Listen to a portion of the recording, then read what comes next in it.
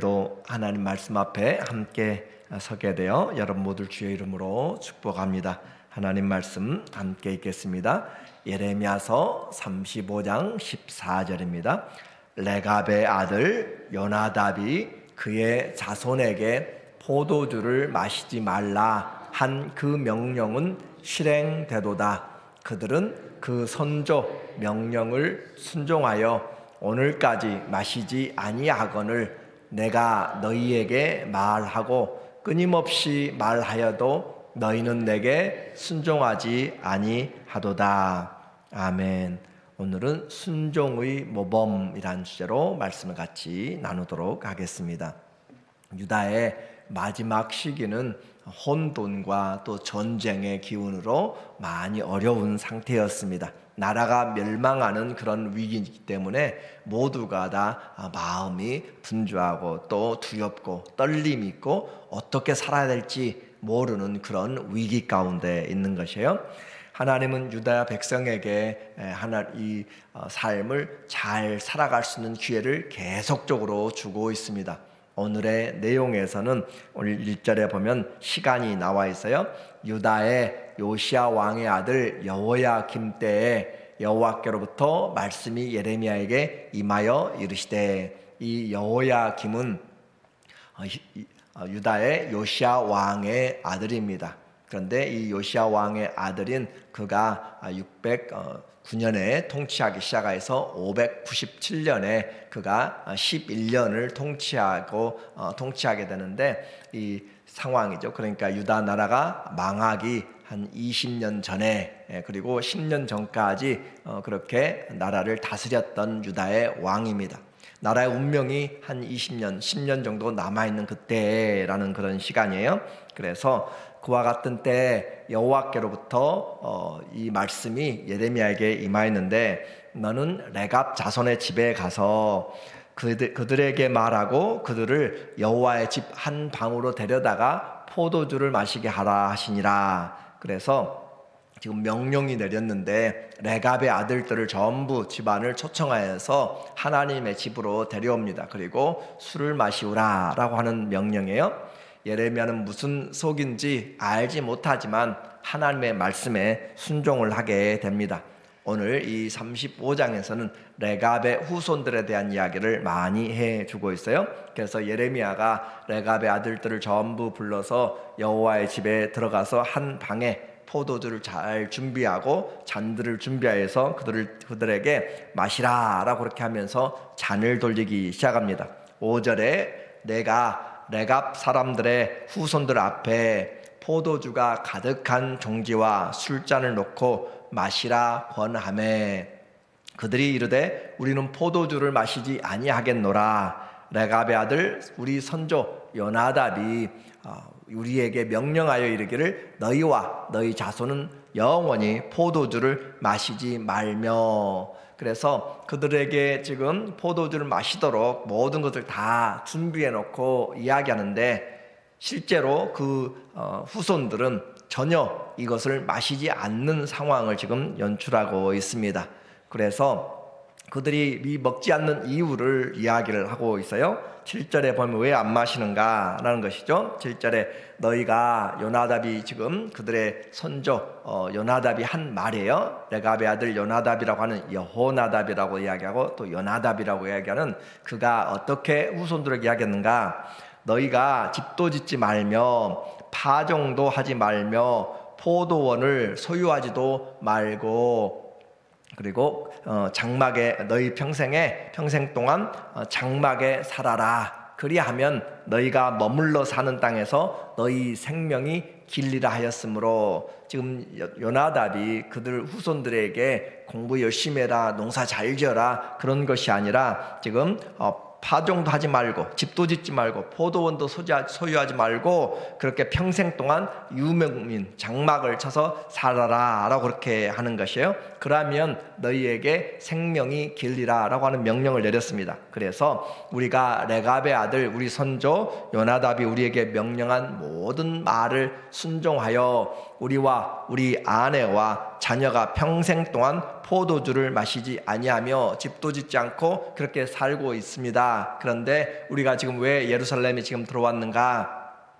저 바벨론의 군대가 쳐들어오고 그래서 지금 다른 데 살 곳이 없어서 지금 성으로 잠시 피난하여서 들어왔습니다 라고 하는 것으로 지금 이야기가 되고 있어요.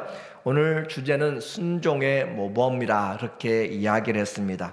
그래서 이 자손들이 그들의 조상의 말을 들어서도 포도주도 마시지 않고 집도 안 짓고 머물지도 않고 유목민으로 그렇게 살아가는데 왜 그랬을까라는 것을 성경은 설명하지 않아요. 그런데 여러 가지를 살펴보았을 때 이들은 믿음을 가지고 살기를 원했습니다.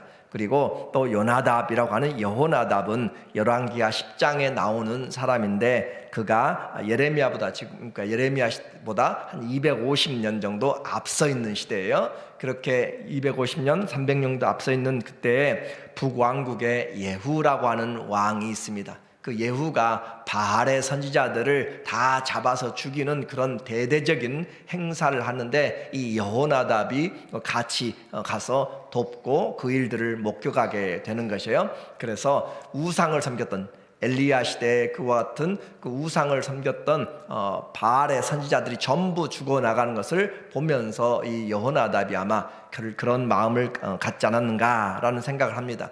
그리고 그들은 이 가나안 땅에 농경의 문화를 하게 되면 농경의 문화에 바알의 신을 섬기게 되는 그런 문화들에 많이 노출되게 돼 있고 그래서 농경신에 대한 그런 제사들이라든지 그래서 그와 같이 정착하지 않고 마치 아미시나 퀘이커들처럼 그들이 세상에 물들지 않고 자기들의 그 신앙을 지키기 위해서 하는 것처럼 이와 이 요나답의 후손들은 정착하지 말고 아브라함과 이삭과 야곱이 계속해서 목자처럼 우리 선조들도 다 목자입니다 라고 한 것처럼 그들은 하나님을 의지하면서 그렇게 목양의 생활을 하는 나시린같이 자기들의 삶을 서원한 것 같습니다. 그렇게 해서 살라라고 했어요. 그래서 9절에 보니까 살 집도 짓지 아니하며 포도원이나 밭이나 종자도 가지지 아니하고 장막에 살면서 우리 선조 요나답이 우리에게 명령한 대로 다 지켜 행하였노라. 그래서 이 선지자 예레미야가 그들을 불러서 지금 마시라라고 그렇게 하지만 그들은 마시지 않고 일관성 있는 순종이에요. 끝까지 유혹에 넘어가지 않습니다. 하나님은 그들의 순종을 지금 보고 있는 것이고 하나님은 개인의 삶도 살피시지만 가정에 어떤 전통이 내려가고 있고 무엇이 전달되고 있는지도 지금 다 보고 계시는 것이에요. 나라가 무엇을 지키고 어떤 것을 우상하는지도 다 보고 있는 것이에요. 그래서 이 요나답의 이 가정을 후손들을 데려다가 놓고 지금 하나님이 하고 싶은 이야기가 바로 이것입니다. 요나답의 후손들은 사람의 이야기, 자기 선조들의 이야기를 가지고도 그렇게 불편하잖아요. 포도주 안 마시고 그 물도 많이 없는 예루살렘 그 이스라엘에서 그리고 포도주는 모든 것의 기쁨이고 인생의 기쁨의 잔치를 표현할 때 포도주라고 그렇게 표현하잖아요. 그런데 그것도 먹지 않고 집도 짓지 않고 계속 떠돌이로 유목민을 생활하고 살아가는 것은 결코 쉽지 않은 것이에요. 나는 그렇게 살 수 있어요. 그런데 그 나와 결혼할 사람은 또 그 자녀들은 어떻게 할 것인가? 이 모든 것이 결코 쉽지 않은데 그냥 200년, 250년을 지금 내려오면서 그 말을 지키고 산다는 것 결코 쉽지 않은 이야기들을 지금 하나님이 다 보고 계시다라고 하는 거잖아요. 그렇게 해서 14절에 보면 이제 하나님이 하고 싶은 이야기가 바로 이 내용이에요. 레갑의 아들 요나답이 그의 자손에게 포도주를 마시지 말라 한 그 명령은 실행되도다. 그들은 그 선조의 명령을 순종하여 오늘날까지 마시지 아니하거늘 내가 너희에게 말하고 끊임없이 말하여도 너희는 내게 순종하지 아니하도다. 그래서 하나님이 지금 이 예레미야를 통하여서 백성들을 지금 교육하기 위하여서 요나답의 가정을 지금 테스트하고 있고 그 순종의 결과를 가지고 이야기를 하고 있는 내용이에요. 그래서 하나님의 어떻게 보면 그 자존심이라고 이야기하면 좀 그렇지만 하나님의 마음이 얼마나 상하였는가라는 것을 보게 되는 거예요. 사람의 이야기도 그렇게 듣는데 창조주 하나님의 말씀을 그것도 수십 번 내가 끊임없이 쉬지 않고 이야기를 해도 그들은 듣지 않는다라고 하는 것을 볼 때 얼마나 하나님의 마음이 상하였는지 그것을 지금 고발하고 있어요. 15절에 또 말씀합니다. 내가 내 종 선지자들을 너희에게 보내고 끊임없이 보내며 반복적으로 하고 있는 이야기예요. 이르기를 너희는 이제 각기 악한 길에서 돌이켜 행위를 고치고 다른 신을 따라 그를 섬기지 말라. 행위를 고치라, 삶을 고치라, 돌아서라는 것이잖아요. 그리고 우상을 섬기지 말라. 그리하면 내가 너희는 내가 너희와 너희 선조에게 준 이 땅에 살리라 하여도 내가 귀를 기울이지 아니하며 내게 순종하지 아니하였느니라. 자, 하나님의 말씀은 분명합니다. 그리고 이 오늘 예레미야 이 35장에는 듣다라고 하는 단어, 순종하다, 이 듣다라는 단어가 9번 정도 나오고 있어요. 자, 순종이라고 하는 그 단어는 샤마라는 히브리어고 또 헬라어로는 휘파쿠오라는 그런 단어입니다. 그 말의 뜻은 듣다라는 뜻이고 휘파쿠는 아래서 듣다라는 그런 뜻이에요. 그래서 순종은 어디서 나오는가? 듣는 것에서 시작해요. 조상들의 말을 들어서 실천했는데 이들은 하나님 말씀 들어도 순종하지 않으면, 들어도 순종하지 않으면 아무런 유익이 없습니다. 믿음은 듣는 것을 끝나지 않고 행할 때, 그렇죠, 믿음이 행함이 없으면 그것은 아무런 유익이 없는 것처럼 순종도 듣고 행하지 않으면, 그래서 이 하나님의 말씀을 듣지 않으면 아무런 유익이 없는 이와 같은 상황을 오늘 우리에게 반복적으로 이야기하는 거예요. 하나님의 말씀을 아래에서 듣는 이 신앙에 바로 순종하는 것. 말씀을 듣긴 들어요. 누구의 말 듣느냐 이 말이죠.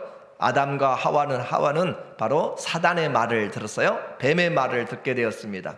하나님의 말씀을 들어야 되는데 잘못 들으면 인생을 망하게 되는 것이에요. 우리는 잘 듣고 살아야 돼요. 말씀을 듣고 순종할 때, 그 말씀 아래에 들 때, 그래서 또 하나의 헬라어 단어로 휘파쿠소라고 하는 그 순종이라는 단어는 명령 아래에 있다 그 말이죠. 명령 아래. 그래서 그 명령을 귀로 듣지 않고 명령 아래에 있으니까 말씀만 하옵소서 듣겠습니다 라고 하면서 명령 아래에 두는 것을 순종이라. 하나님은 계속해서 선지자들을 보내고 길을 돌이키라고, 하나님께 돌아오라고 그렇게 이야기를 하고 쉬지 않고 해도 사람들이 듣지 않았다라는 것을 지금 고발하고 있는 것이에요. 그래서 진짜 하나님의 말씀을 순종하지 않으므로 하나님이 지금 이 예레미야에게 이와 같은 상징적인 행동을 통하여서 교육을 하고 있습니다. 16절에 레갑의 아들 요나답의 자손은 그의 선조가 그들에게 명령한 그 명령을 지켜 행하나 이 백성은 내게 순종하지 아니하도다. 반복적인 것 같지만 계속적으로 하나님의 마음이 얼마나 지금 가까이 왔는가. 왜 그래요? 멸망의 시간이 10년이나, 멸망의 시간이 길어도 15년밖에 남지 않았는데 사람들은 지금 그걸 모르고 있다는 것이잖아요. 하나님은 순종하면, 그리하면 이 땅에서 산다, 이 땅에서 살게 된다라고 그렇게 이야기를 해요. 그런데도 불구하고 그들은 하나님의 말씀을 듣지 않고 있어요. 지금 끝이 얼마 남지 않았어요. 그런데도 불구하고 그들은 전혀 하나님의 말씀에서 돌아오지 않고 계속 자기 길로만, 고집대로만 가고 있기 때문에 하나님이 이와 같이 지금 반복적으로, 어떻게 보면 넋두리같이 계속적으로 지금 이야기하고 있는 그 하나님의 마음을 누가 얼마나 들을 수가 있는가 그 말이죠. 그 19절에도 그러므로 만군의 여호와 이스라엘의 하나님께서 이와 같이 말씀하시니라. 레갑의 아들 요나답에게서 내 앞에 설 사람이 영원히 끊어지지 아니하리라. 이제 반대로 들었던 사람들, 하나님의 말씀을 들었던 그 사람들에게는 내가 내 앞에 서서 하나님을 섬길 수 있는 것들을 계속적으로 내가 보장하리라 라고 하는 축복으로 지금 대조를 하고 있습니다. 하나님의 말씀을 듣는 자들에게는 하나님이 섬김의 기회를 주시고, 듣지 않는 자들에게는 심판으로 나온다라고 하는 것을 우리에게 강조하고 있어요. 도대체 어떻게 이런 일이 있을 수 있는가라는 것이죠. 배신이죠. 하나님의 말씀을 듣지 않는. 그래서 이사야는, 이 예레미야보다 앞서 있었던 이사야는 100여 년 전에 소도 나귀도 다 주인의 구유를 다 알고, 그렇지만 내 백성은 내 백성인데 그들은 동물보다도 더 못하다라고 하면서 하나님의 마음을 전하였던 것을 우리는 듣게 되는 것이죠. 창조주 하나님을 알지 못합니다. 믿음은 순종하는 것인데 듣고 그 아래에서 명령 아래에 자신을 놓는 것이에요. 그렇게 해서 충실한 자들에게 하나님이 복을 주십니다. 우리가 하나님을 사랑한다라고 하는 것은 말로 되는 것이 아니라 순종함으로 나타나는 것이에요. 100번, 1000번 하나님을 사랑한다고 하지만 말씀을 순종하지 않으면 아무런 유익이 없습니다. 그러므로 오늘 우리에게 순종이 제사보다 낫다라고 하는 것이고, 또 하나님 앞에 이렇게 나실인은 하나님 앞에 자신을 구별하여서 자신의 하고 싶은 것들을 절제하고 하나님께 집중하여서 살아가는 것이 바로 나실인의 제도인데, 어떤 사람은 일주일, 어떤 사람 한 달, 어떤 사람은 평생을 그렇게 나실인으로 서원할 수가 있습니다. 그렇게 해서 포도주를 마시지 아니하고 또 머리를 깎지 아니하고 하면서 자기의 삶을 하나님께 헌신하는 것이 바로 나실인의 제도인데, 이와 같이 이 하나님 앞에서 나실인처럼 레갑의 후손들은 자기 자신들을 조상의 말에 헌신했다라는 것이죠. 그렇게 해서 하나님의 말씀을 순종한 그 사람들, 그래서 주님 앞에 끝까지 쓰임받는 사람들이죠. 이제 우리는 이런 하나님의 말씀을 통하여서 이 시대 우리를 얼마나 요구하는 것들이 많고 또 시대에 뒤떨어질까 봐서 우리는 얼마나 조바심을 많이 내고 있어요. 자녀들을 가르치는 것부터 시작해서 많은 것들, 세상의 것들을 다 받아서 할 수만 있으면 다 해주려고 하는 그런 시대에 우리의 믿음의 그 결단, 또 믿음의 우리 가정의 나실인, 우리 가정의 하나님에 대한 가후는 무엇이 지금 있고 나는 전달하고 있는지를 한번 이 요나답의 가정을 통하여서, 그의 족보를 통하여서 우리에게 지금 도전하고 있어요. 그래서 레갑의 후손들은 지금 성경에 기록됨으로써 패망하는 그런 이스라엘을 향해서 교훈의 그런 자료로 그렇게 하나님 앞에 쓰임받고 있는 순종의 모범이 되었습니다.